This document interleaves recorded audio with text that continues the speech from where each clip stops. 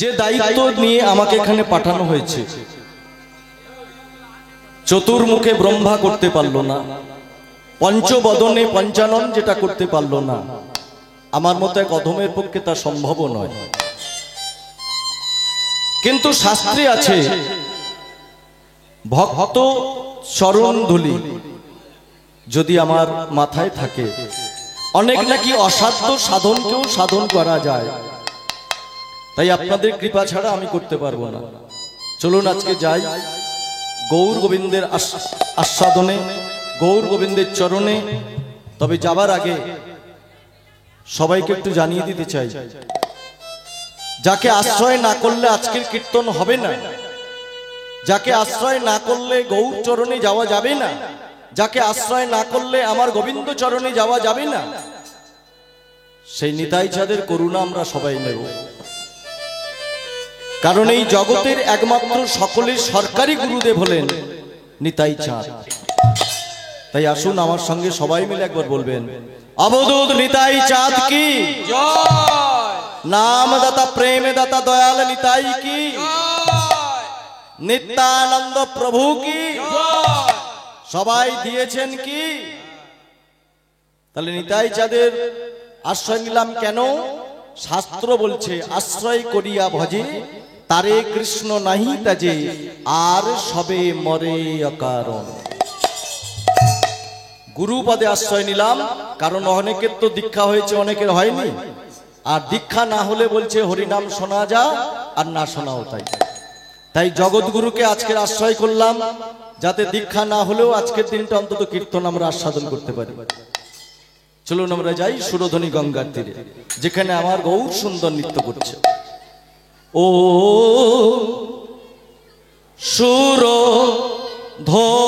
সুরধ্বনির তীরে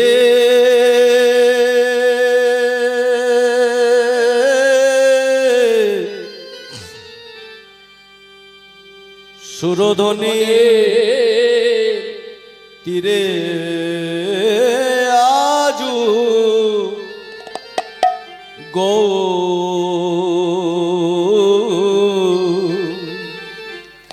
আমার গৌর কি কিশোর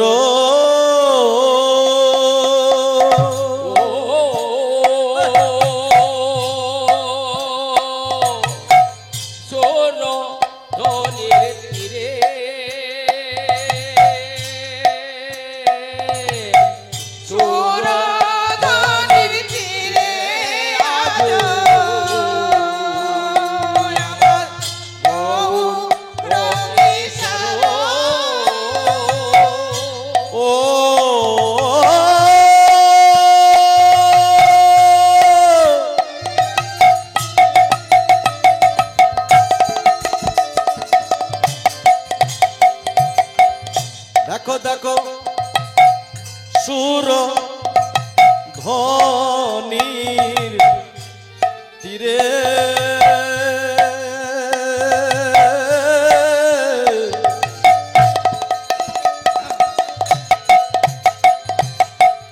সুরধ্বনির তীরে আজু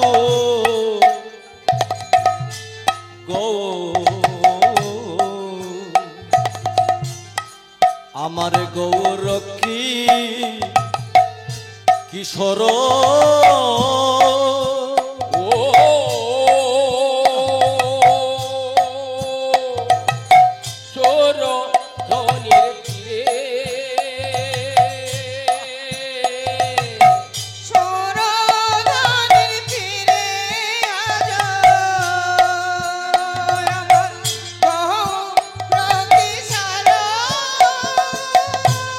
আবার সহচরী ওই না সহচর সহচর মেলি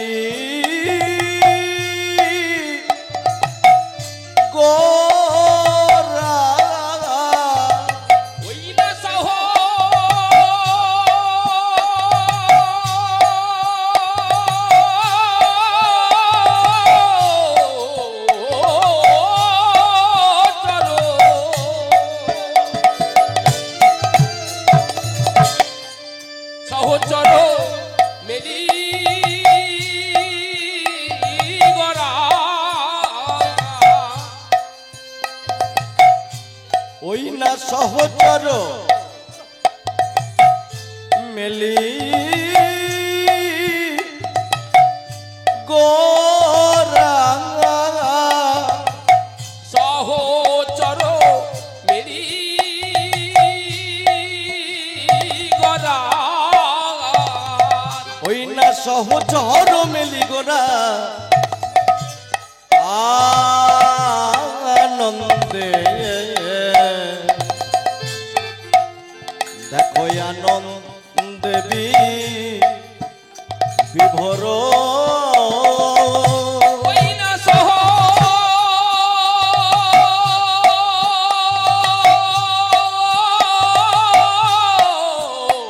সহচর আজ ভক্তগণকে সঙ্গে নিয়ে সহচর মেরি গরা সহচর মেরি গরা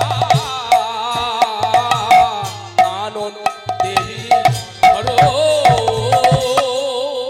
আনন্দ হবে না বা কেন গো আনন্দ হবে না বা কেন গো আনন্দ হবে না বা কেন গো আনন্দ হবে না বা কেন গো তার সঙ্গে আছে কে আছে সঙ্গে ভক্তবৃন্দ যিনি কিনা সব সময় সদা সর্বদা আনন্দ দান করেন সঙ্গে আছেন নিত্যানন্দ আনন্দ হবে না বা কেন গো যার সঙ্গে আছে দাদা নিত্যানন্দ আনন্দ হবে না বা কেন গো সঙ্গে আছে নিত্যানন্দ আনন্দ হবে না বা কেন গো যার সঙ্গে আছে দাদা নিত্যানন্দ আনন্দ হবে না বা কেন গো বলে তারাই তো এসেছে তারাই তো এসেছে তারাই তো এসেছে তারাই তো এসেছে ওই না ব্রজ ছেড়ে নদীয়াতে তারাই তো এসেছে ব্রজ ছেড়ে নদীয়াতে তারাই তো এসেছে দেখো দেখো ব্রজ ছেড়ে নদীয়াতে তারাই তো এসেছে দেখো ব্রজ ছেড়ে নদীয়াতে তারাই তো এসেছে আর আনন্দ ধরে না আর আনন্দ ধরে না আনন্দ ধরে বলি না আনন্দ ধরে না সচি মাতার আদরের দুলাল আর আনন্দ ধরে না না ভক্তগণ সঙ্গে লইয়ে আর আনন্দ ধরে না ওই না ভক্তগণ সঙ্গে লইয়ে আজ সুরধ্বনি গঙ্গার তীরে তো সঙ্গে লয়ে সুরধারি গঙ্গার তীরে সুরধ্বনি গঙ্গার তীরে সঙ্গে করে তাই গৌর আনন্দে হরি বল হরি বল হরি বল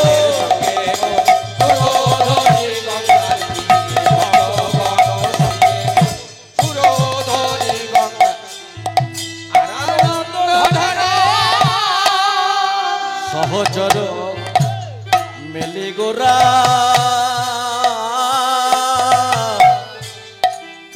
আনন্দে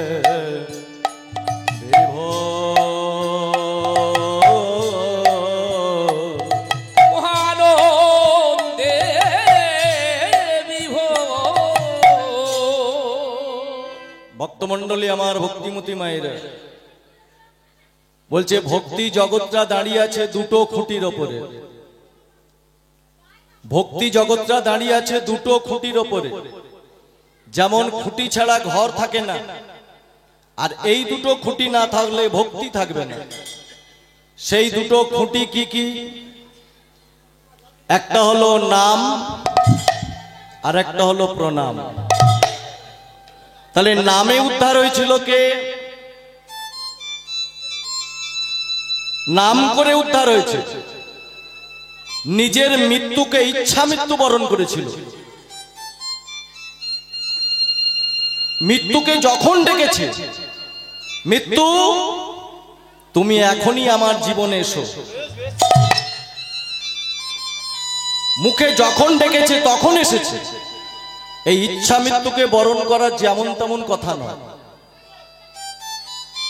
সেটা কিসের দ্বারা সম্ভব হয়েছিল? নামের দ্বারা। কার সম্ভব হয়েছিল? একজন মুসলমান ছেলে। মা আমিনার কাছে মানুষ হয়েছিলেন, নাম হলো হারিস। 22 বাজারে বেত্রাঘাত করা হয়েছিল। বেত্রাঘাত করে নদীর জলে ফেলে দেওয়া হলো একটা মুসলমানের ছেলে হরিনাম করার অপরাধে।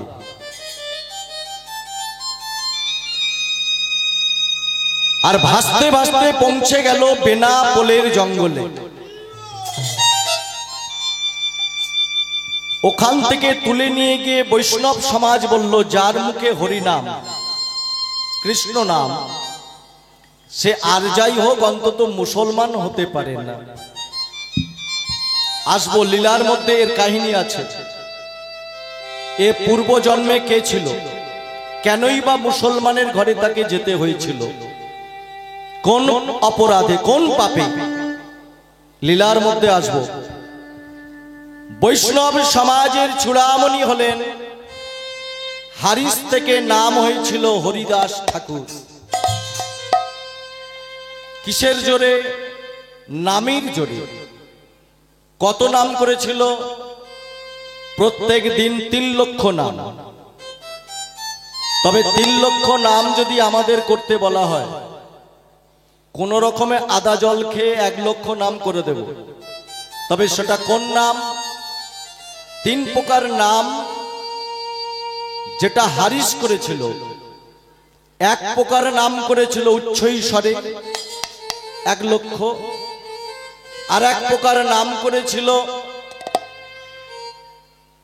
একেবারে মনে মনে। যে নাম করলে, আমি নাম করব কিন্তু আমার ঠোঁট জানতে পারবে না, আমি নাম করব আমার বদন জানতে পারবে না, চুপি চুপি মনে মনে। আর 1 লক্ষ নাম করেছিল ফিস ফিস করে। কেমন? হরে কৃষ্ণ কৃষ্ণ কৃষ্ণ হরে হরে, হরে রাম রাম রাম হরে হরে। আর একটা নাম করেছিল উচ্চৈস্বরে, হরে কৃষ্ণ কৃষ্ণ কৃষ্ণ হরে হরে, হরে রাম রাম রাম হরে হরে। হরে কৃষ্ণ কৃষ্ণ কৃষ্ণ হরে হরে, হরি বল। হরে রাম রাম রাম হরে হরে। কৃষ্ণ কৃষ্ণ কৃষ্ণ হরে হরে, হরে রাম রাম রাম হরে হরে। হরে কৃষ্ণ কৃষ্ণ কৃষ্ণ কৃষ্ণ হরে হরে, হরে রাম রাম রাম হরে হরে। হরে কৃষ্ণ কৃষ্ণ কৃষ্ণ হরে হরে, হরে রাম রাম রাম হরে হরে। কৃষ্ণ হরে কৃষ্ণ কৃষ্ণ হরে হরে, হরে রাম রাম রাম হরে হরে। হরে কৃষ্ণ কৃষ্ণ কৃষ্ণ হরে হরে, হরে রাম রাম রাম হরে হরে। কৃষ্ণ হরে কৃষ্ণ কৃষ্ণ হরে হরে, হরে রাম রাম রাম হরে হরে। হরে কৃষ্ণ কৃষ্ণ হরি বল। হরে হরে রাম রাম রাম হরে হরে। হরে কৃষ্ণ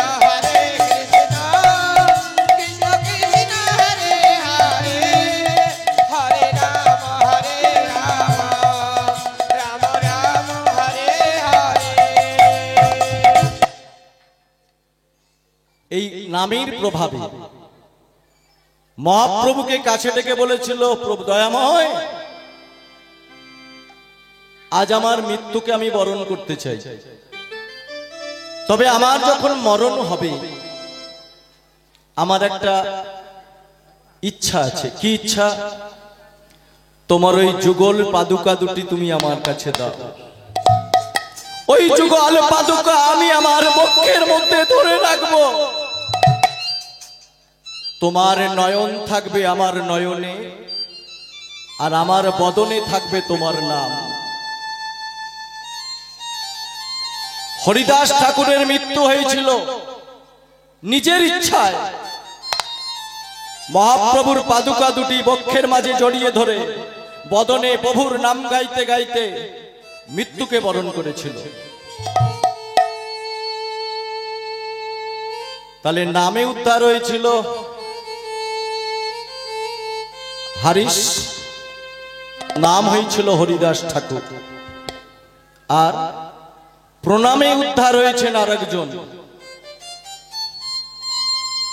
শুধু প্রণাম করে উদ্ধার হয়েছে, যার নাম হলো রঘুনাথ দাস। বৃন্দাবনের মাটিতে প্রত্যেক দিন সকাল থেকে সন্ধ্যা পর্যন্ত 200 বৈষ্ণবকে প্রণাম নিবেদন করতেন। ভক্তমণ্ডলী, ভক্তিমতী মায়েরা, এখন তো প্রণাম উঠে গেছে। ঠাকুরকে যখন প্রণাম করে দেখবেন ভাবটা কেমন, কোন রকমে দায় সারা গোছের এমনি করে প্রণাম করে না। আহা, প্রণাম করার কি ছিরি, করো জোরে তো দূরের কথা, হাতটা কপালে ঠেকিয়ে কোন রকমে প্রণাম সেরে নেয়। ভক্তমণ্ডলী মায়েরা, আপনাদের চরণে মিনতি জানাই, এইভাবে প্রণাম করলে কি হয় জানেন? এইভাবে প্রণাম করলে আমাদের এই আঙুলটা আগে যাবে। যদি এইভাবে প্রণাম করা হয় এই আঙুলটা আগে যাবে, আর এই আঙুলটা যাওয়া মানে এই আঙুলটার নাম হলো বিষ আঙুল।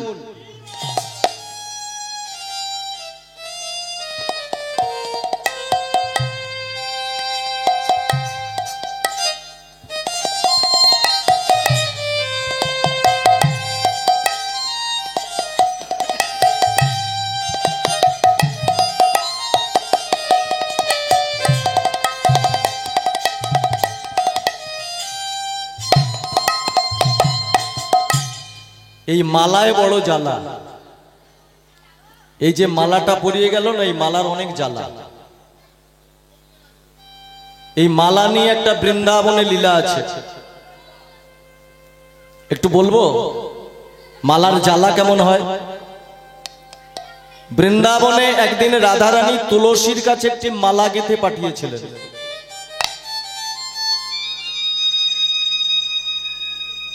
এর পরবর্তী যিনি কীর্তনীয় আছেন তার লীলার মধ্যে এটা আছে। বৃন্দা দেবীকে বলেছিল, বৃন্দা, মালা গেঁথে দিলাম, এই মালাটা নিয়ে তুই আমার বধূর গলায় পরিয়ে দিয়ে আসবি। বৃন্দা দেবীকে বলে দিল, বৃন্দা শোন, মালা দিবি কিন্তু যখন তখন দিবি না।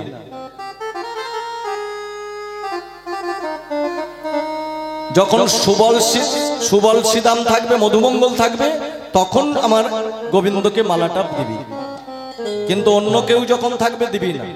কারণ দুই প্রকারের বন্ধু ছিল ভগবানের,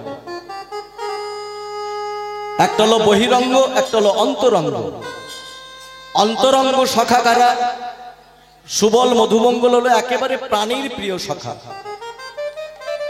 এদের কাছে দিবি, এদের সামনে দিবি, অসুবিধা নেই, কিন্তু যখন দাদা বলাই থাকবে তখন দিবি না। বৃন্দা দেবী মালাটা নিয়ে যখন বৃন্দাবনে গেলেন ভগবানকে দেবার জন্য, দেখলেন দাদা বলরাম কাছ থেকে সরছে না। তা কতক্ষণ দাঁড়িয়ে থাকবে? বৃন্দা দেবী ইশারা করে বলছে, গোবিন্দ, আমি তোমার জন্য রাধারানীর কাছে মালা এনেছি, রাধারানী তোমার গলায় পরিয়ে দিতে বলেছে, কিন্তু আমি তো দিতে পারছি না, তাই পলাশ পাতার পাতা পেড়ে একটা ঠোঁয়া তৈরি করে আর সেই ঠোঁয়ার মধ্যে মালাটা দিয়ে বলছে, গোবিন্দ এই গাছে টাঙিয়ে রেখে গেলাম, তোমার যখন সময় হয় তুমি মালাটা পরে নিও। মালাটা পলাশ পাতার ঠোঁয়া করে ওই ঠোঁয়ার মধ্যে মালাটা দিয়ে পলাশ গাছের উপরে টাঙিয়ে দিল। সেই গাছের মাথায় বসেছিল একটা কাক। কাক মনে মনে ভাবছে, আহারে কতদিনের আশা, গোবিন্দকে যজ্ঞচস্য প্রসাদ পাঠায়, আজ মনে হয় ওর মধ্যে ভালো ভালো প্রসাদ আছে, অনেক দিন পরে উদর সাত করব, আমি পেট ভরে প্রসাদ সেবা পাবো। বৃন্দা দেবী মালাটা যেই না দিয়ে চলে গেল, কাকটা মালাটা নিয়ে ঠোঁটে করে উড়ে গিয়ে একজনের চালে গিয়ে বসলো। আর যে চালটার উপরে, যে ঘরটার উপরে বসেছে, সেই ঘরটা হলো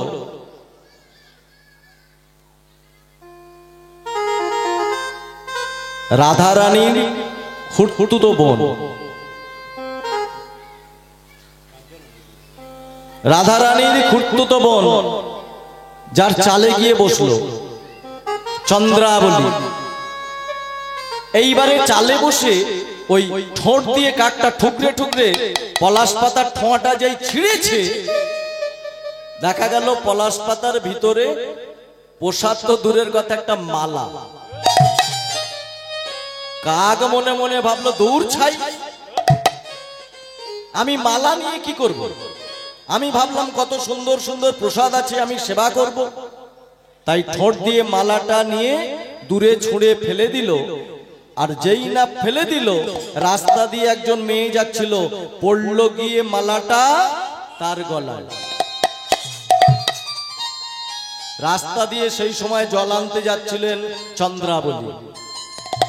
চন্দ্রাবলীর গলায় যেই মালাটা পড়েছে, সঙ্গে সঙ্গে দেখলো, বাবা কি অপূর্ব মালা। রাধারানী, তুই বলিস আমি মালা গাঁথতে জানি না, আজ দেখ আমিও মালা গাঁথতে জানি, আমি তোকে দেখাবো। মালাটা পরে যমুনার তীরে চন্দ্রাবলী জল আনতে গেছেন, আর অষ্টসখী পরিবৃতা হয়ে শ্রীমতী রাধারানী আসছেন ওই যমুনার তীরে। আর যেই না আশা দেখলো চন্দ্রাবলীর কণ্ঠে যে মালাটা দুলছে, ওটা তারই হাতের গাঁথা মালা। ললিতাকে ডেকে বলছে, ললিতা, এই ললিতা, ওই দেখ ওই দেখ, আমার হাতের গাঁথা মালা বধূর গলায় পরানো হয়েছিল, তুলসী এসে পরিয়েছিল, আর আমার বধূ কিনা সেই মালাটা চন্দ্রাবলীকে পরিয়ে দিয়েছে। ওই জন্য জেনে কথা বলা ভালো, না জেনে কথা বলতে নেই। রাধারানী জানলো না আসল ঘটনাটা কি। রাধারানী ভেবে নিল গোবিন্দ চন্দ্রাবলীর কণ্ঠে পরিয়ে দিয়েছে। মান হলো অভিমান, আর এই মান নিয়ে বৃন্দাবনে একটি লীলা আছে, যে লীলাটির নাম হলো কাক মাল্য মান।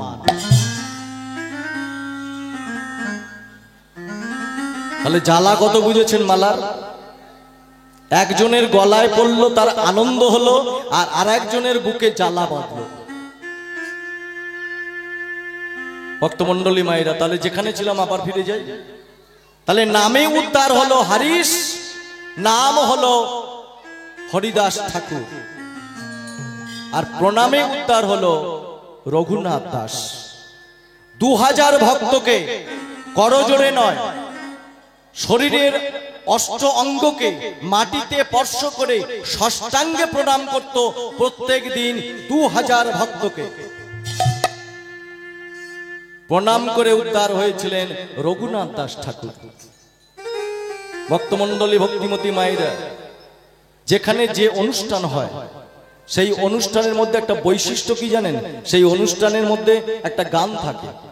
যেমন দেখবেন আপনাদের যখন ভোগ হবে, ভোগটা সম্পূর্ণ হবে একটা গান দিয়ে। ওই গানটা যতক্ষণ না হবে মনে হবে না যেখানে ভোগ হচ্ছে। কি গান? ভজপতিত উদ্ধারণ শ্রী গৌর হরি,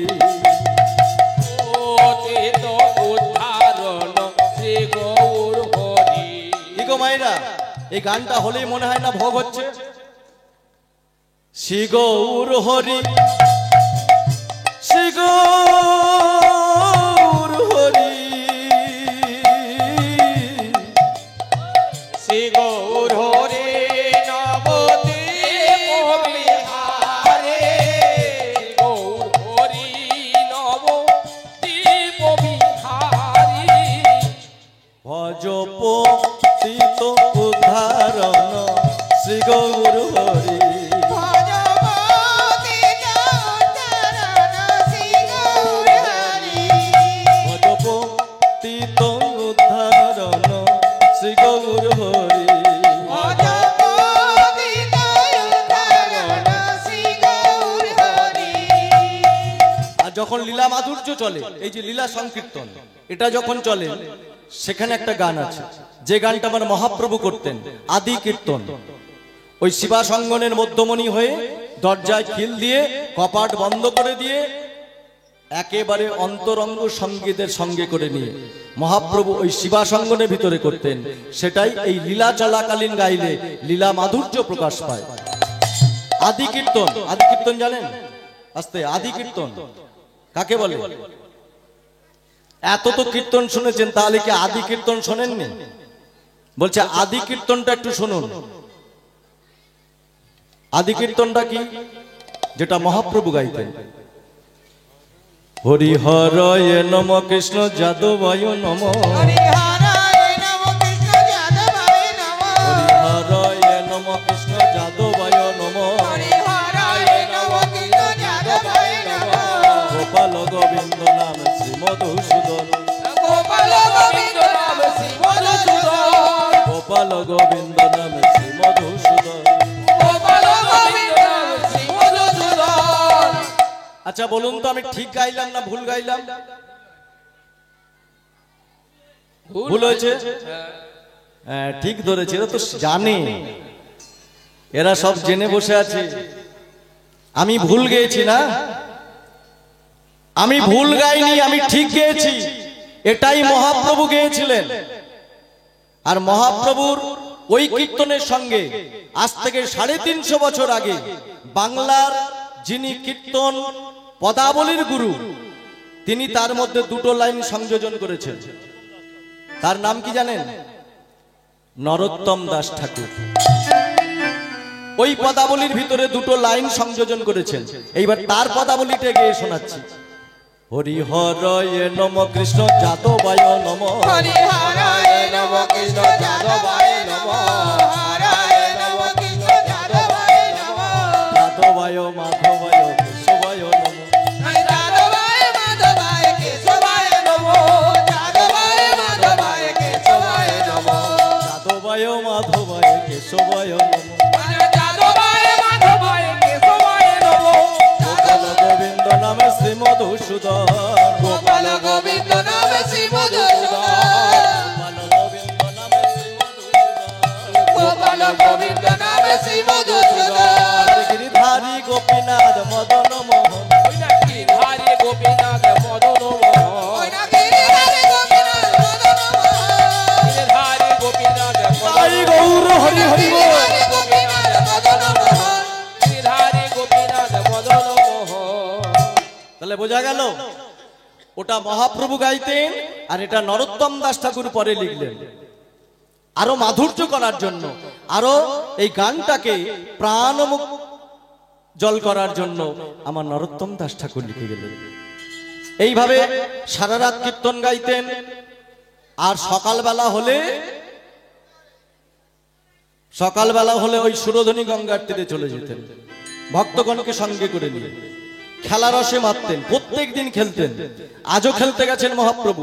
কি খেলা? বিনোদ খেলা। বিনোদ খেলাটা কেমন? নতুন নতুন খেলা। এই নতুন নতুন খেলা আজ আমার বহু সুন্দর গাইছে।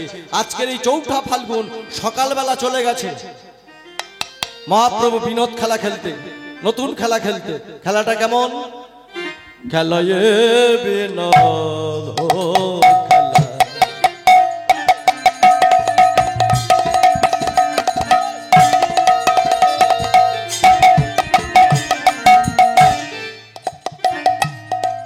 আমার গোরা বন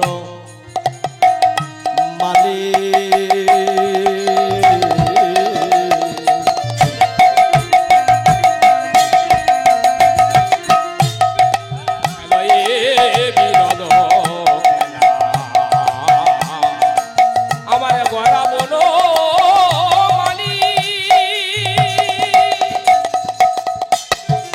খেলায় বিনোদ খেলা গোরা বনমালী।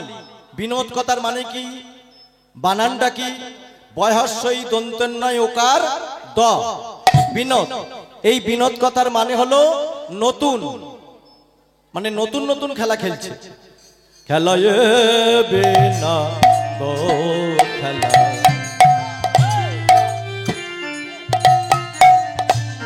আমার গোরা বন মালে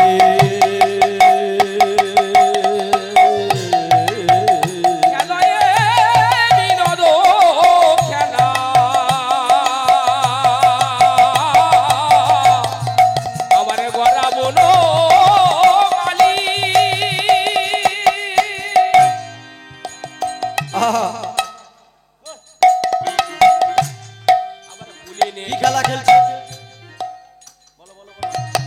ফুলে নেবে কোথায় খেলছে? জায়গাটা কোথায়? কোন জায়গা খেলছে? আবার পুলিন নেবি। পুলিন মানে কোথায়? পুলিন মানে হলো গঙ্গার তীরে। পুলিন মানে গঙ্গার তীরে। আবার পুলিন নবী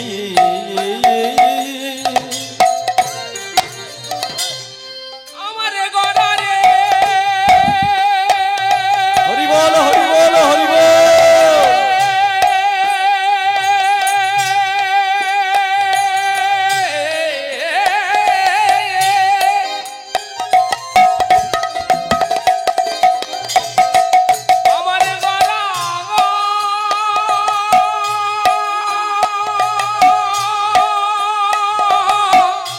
একটু হবে না? নদী আর প্রাণ একটু উলুধ্বনি।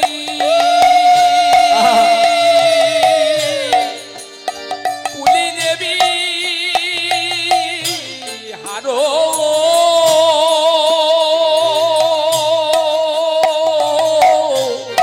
করে পুলি দেবী হারো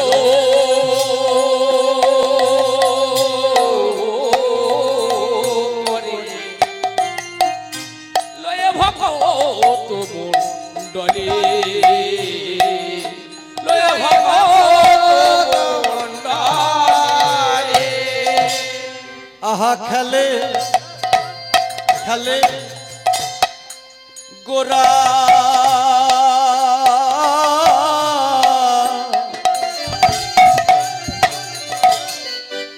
কি খেলা খেলছে? আজকের যে খেলাটা হচ্ছে কি খেলা? হরি নামের খেলা। খেলে করা হরি নামের খেলা। আহা খেলে গোরা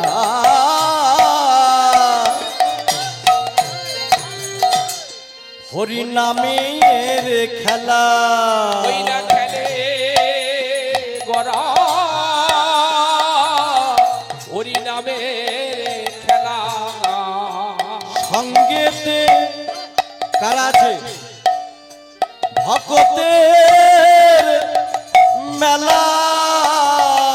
খেলে গড়া হরি নামের খেলা। ওই না সঙ্গে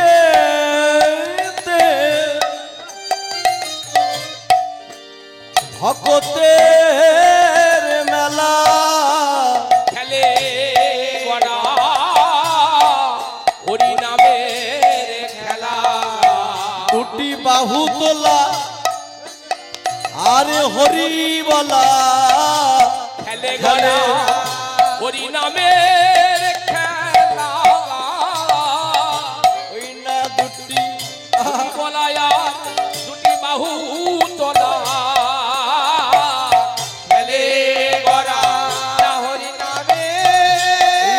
বাহু তোলা হরি বলা বাহু তোলা আর হরি বলা বাহু তোলা আর হরি বলা তাই গৌর হয়ে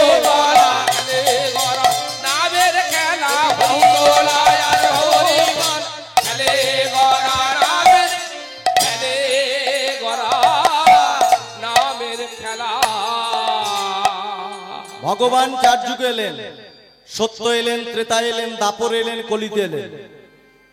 ভক্তমণ্ডলী মায়েরা, ভগবান চার যুগে তিন প্রকার লীলা করেছিলেন। তিন প্রকার।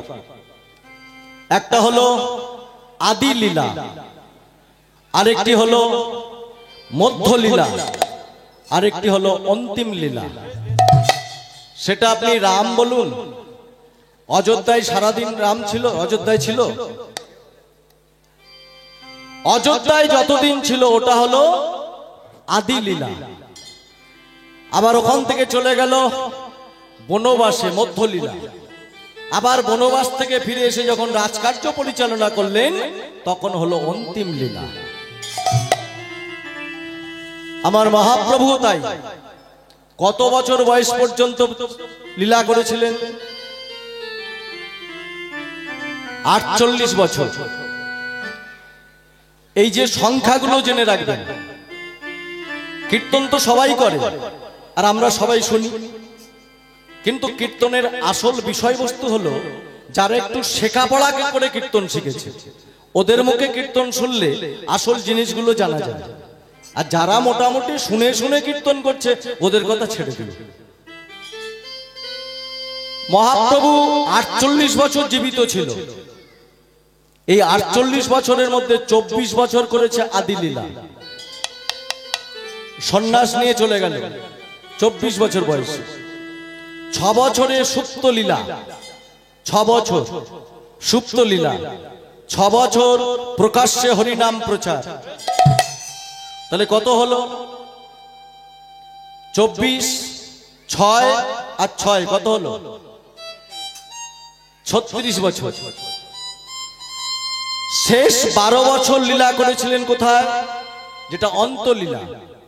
শেষ 12 বছর লীলা করেছিলেন গম্ভীরা, পুরী ধামে জগন্নাথ মন্দিরে। এই গম্ভীরায় যে 12 বছর ছিল তখনকার রাজা ছিল প্রতাপরুদ্ধ। এই প্রতাপরুদ্ধে একজন গুরুদেব ছিল যার নাম হলো কাশীদাস। আর তৎকালীন রাজার গুরুদেব মানে বিশাল অবস্থা। রাজার গুরুদেব মানে বিশাল অবস্থা। সোনা দানা মানি মণিমুক্ত একেবারে ভরা ছিল। কোথায় রাখতেন? ওই গম্ভীরা, গম্ভীরার মধ্যে রাখতেন। আর মহাপ্রভু যখন ওই জগন্নাথ ধামে গেলেন, রায় রামানন্দ স্বরূপ দামোদর, রায় রামানন্দ নামগুলো একটু মনে রাখবেন, ভুলে যাবেন না। রায় রামানন্দ স্বরূপ দামোদর দাস, এরা দুজন যখন মহাপ্রভুকে দর্শন করলেন, কাশীরাম দাস বললেন, আজ থেকে আমার আর ওই সোনা দানা মানিমুক্তের কোনো প্রয়োজন নাই। গম্ভীরার মধ্যে যেগুলো ছিল।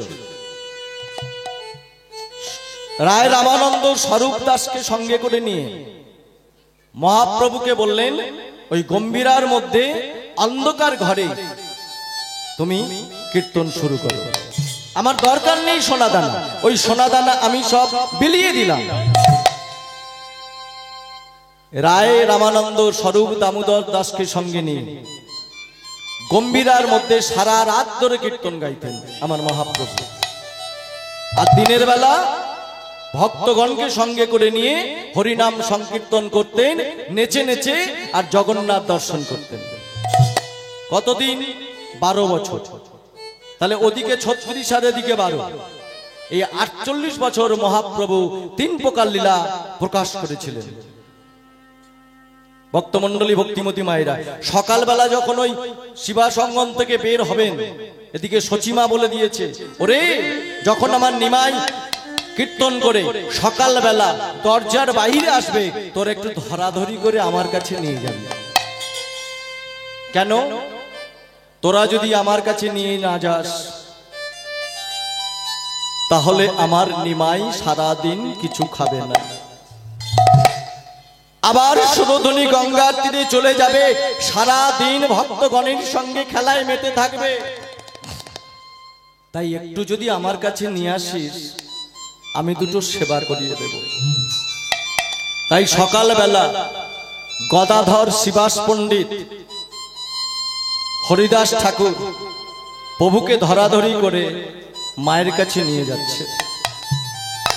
আর মায়ের কাছে নিয়ে যেতে যেতে গদাধর শিবাস পণ্ডিতের কণ্ঠটা জড়িয়ে ধরে বলছে, জানো শিবাস, শিবাস, আমি তো সদা সর্বদা প্রভুর বামে থাকি। ভক্তমণ্ডলী, ভক্তিমতী মায়েরা, আপনাদের কাছে আমার একটা বিনীত প্রশ্ন। যুগে যুগে ভগবানের সঙ্গে একজন করে রমণী এসেছেন তো? সত্য যুগে নারায়ণের সঙ্গে লক্ষ্মী দেবী, ত্রেতা যুগে রামচন্দ্রের সঙ্গে সীতা দেবী, দাপরে ভগবান কৃষ্ণের সঙ্গে রাধারানী। আচ্ছা বলুন তো, কলিযুগে আমার মহাপ্রভুর সঙ্গে যে রমণীটি এসেছেন তার নাম কি? বিষ্ণুপ্রিয়া। আর কিছু নাম জানেন? বিষ্ণুপ্রিয়া। আচ্ছা বিষ্ণুপ্রিয়া হলো কেন? প্রথমা স্ত্রী লক্ষ্মীপ্রিয়া গেল কোথায়? আমার প্রভু তো দুটো বিয়ে, প্রথমে লক্ষ্মীপ্রিয়া সর্পদংশনে মৃত্যু হলো, তারপরে বিষ্ণুপ্রিয়া।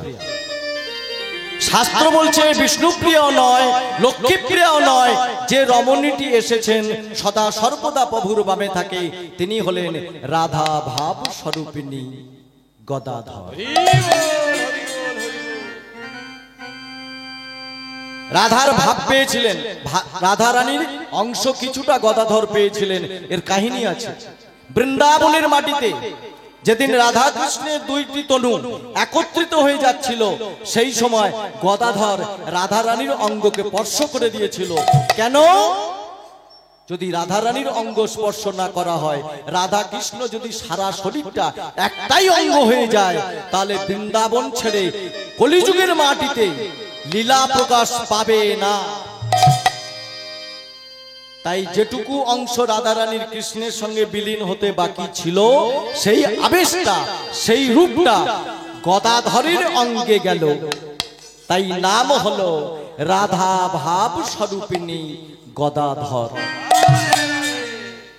সেই গদাধর শিবাস পণ্ডিতের কণ্ঠটা জড়িয়ে ধরে বলছে, জানো শিবাস, আমি তো সদা সর্বদা প্রভুর বামে থাকি, কিন্তু আমারও মাঝে মাঝে মনে হয়। কি মনে হয়? আমারও কি মাঝে মাঝে মনে হয় জানো? আমার যেন মনে হয় ওই গৌর রূপটাকে আমি আমার অঙ্গে ধারণ করি, ওই গৌর রূপটাকে আমি আমার ভূষণ করে রাখি। তাই আমার সংকল্প, আমার প্রতিজ্ঞা, আমি মাঝে মাঝে মনে মনে চিন্তা করি, আমি গৌর বরণ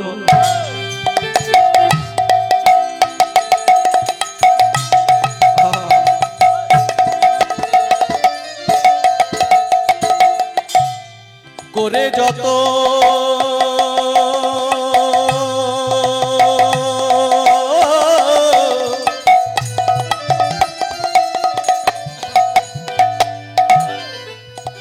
রাগব হিয়ার মাঝে,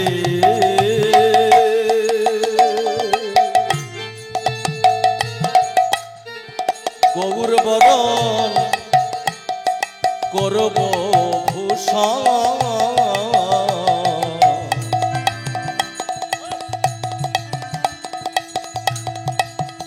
এখানে যা সাজে, যেখানে না সাজে, গৌর বরণ করে যত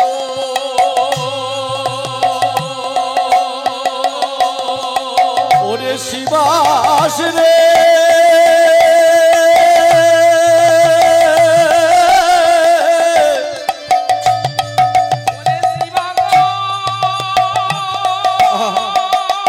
নিতাই গৌর প্রেমানন্দ হরি বল হরি বল।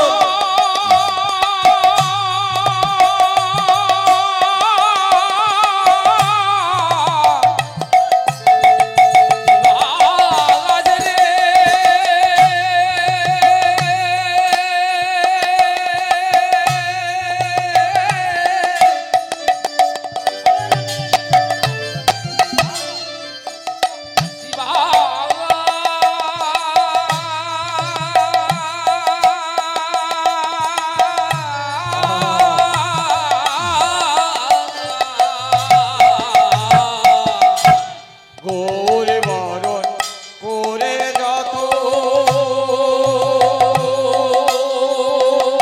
রাখবো রাজবরিয়া মাঝে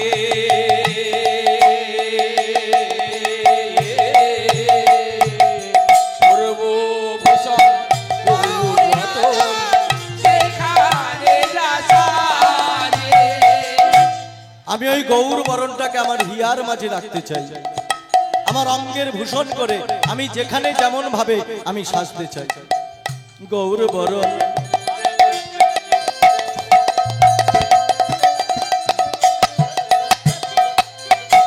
শোন শোন শিবাস, আমি আর কি করতে চাই জানিস?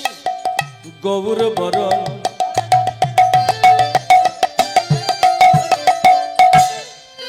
গোরচনায়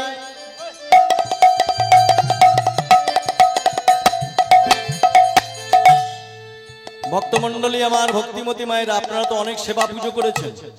আচ্ছা বলুন তো গোরচনা মানে কি? গোরচনা গুরুচনা আস্তে কি গোরচনা মানে কি? গরুচনা দেখেছেন আমরা কত ভুল জানি। ও তো গোচনা, ওটা গোরচনা নয়, ওটা বলে গোচনা। তাহলে গোরচনা কাকে বলে? কীর্তন আসরে তো এই জন্যই আসা। গোরচনা মানে যে গাভীর ওই কপাল থেকে পিত বসনের একটা তরল পদার্থ নিশ্চিত হয়, আর ওটাকেই কাজল করে রাখার নামই হলো গোরচনা। আজ আমার গদাধর পণ্ডিত বলছে, শোনো শোনো গৌর বরণ গোরচনায় আমি গৌর লিখিব গায়।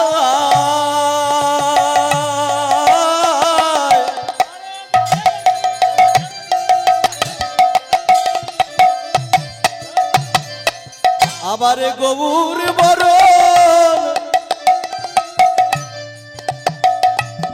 ফুলের ঝাপায়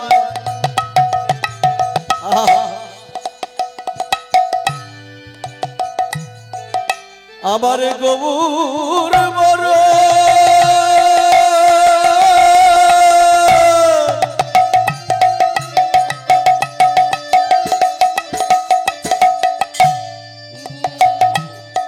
ফুলের ঝাপায় আমি লোটন বাঁধব চুলে। গৌর বলে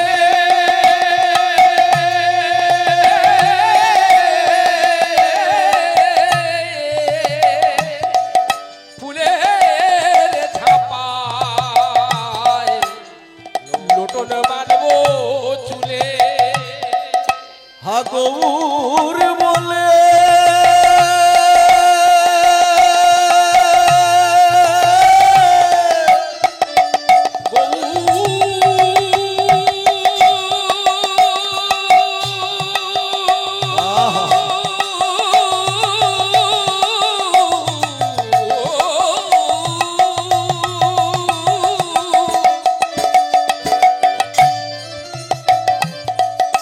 নদিয়ার প্রাণে গৌর করি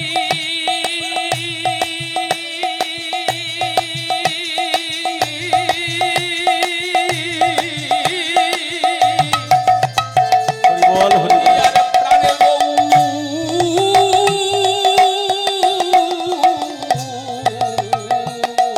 করি। হা গৌর বলে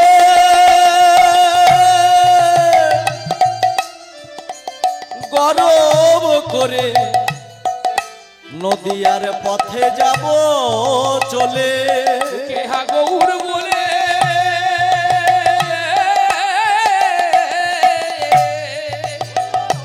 গরব করে নদিয়ার পথে যাব চলে। গৌর বরণ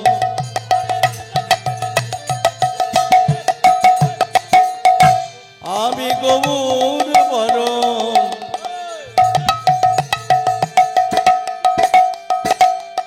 গরব করে নদিয়ার পথে যাব চলে। কেহা গৌর বলে গরব করে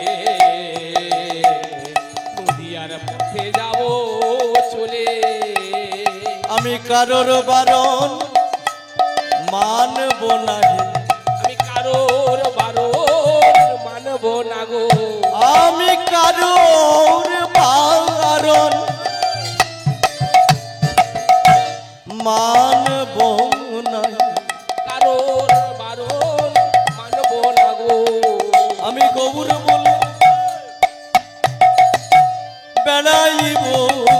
কারোর বারণ মানব না গো। গৌর তোমার হলাম বলে, কারোর বারণ মানব না গো।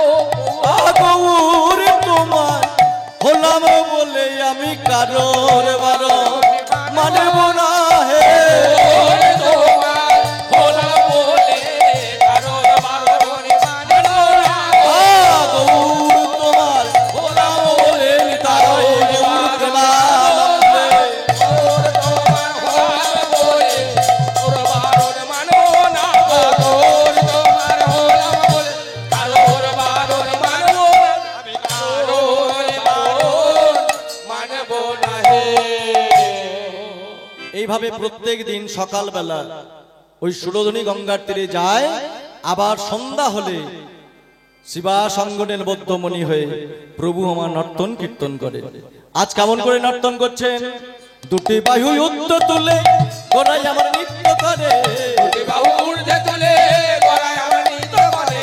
দুটি বাহু ঊর্ধ্বে তুলে গলায় আমার নৃত্য করে। দুটি বাহু উত্তর তুলে গোড়াই আমার নৃত্য করে। দুটি বাহু ঊর্ধ্বে তুলে গলায় আমার নৃত্য করে। নেচে যাওয়া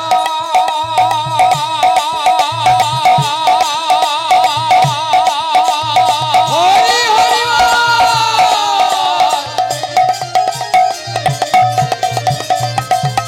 কোন ভাবে হৃদয় হলো রে।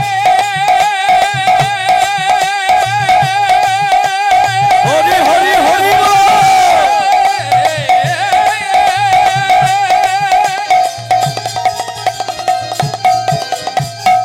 আমাদের নদিয়ার প্রাণ আমাদের সতী মাতার দুলালিয়া গৌর হরি কোন ভাবে উদয় হলো।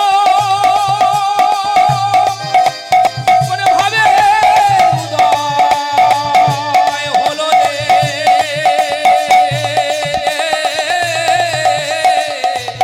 কোন ভাবে উদয় হলো দুটি বাহু উঠে তুলে ভক্তগণ সঙ্গে লয়ে। গোড়ায় আমার নৃত্য করে। দুটি বাহু উত্তর তুলে ভক্তগণ সঙ্গে লয়ে। ভক্তগণ সঙ্গে লয়ে। দুটি বাহু ঊর্ধ্বে তুলে ভক্তগণ সঙ্গে লয়ে। দুটি বাহু ঊর্ধ্বে তুলে ভক্তগণ সঙ্গে লয়ে। দুটি বাহু ঊর্ধ্বে তুলে ভক্তগণ সঙ্গে লয়ে নেচে যায়।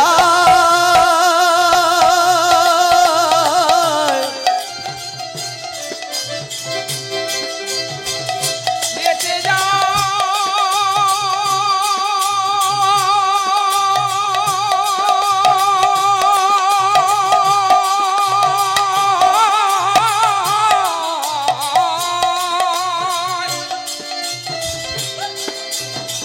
নেচে